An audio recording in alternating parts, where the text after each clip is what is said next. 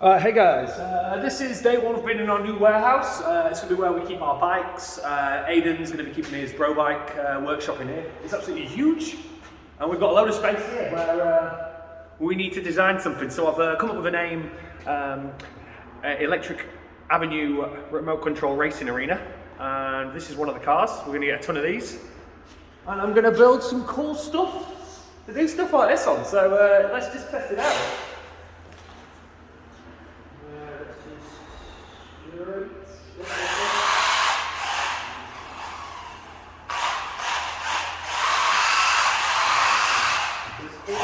Slippy, first impressions. Let's try the climb and the drop.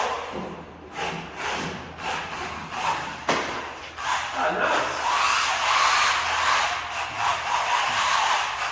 If you want to come and race, you'll see how this progresses.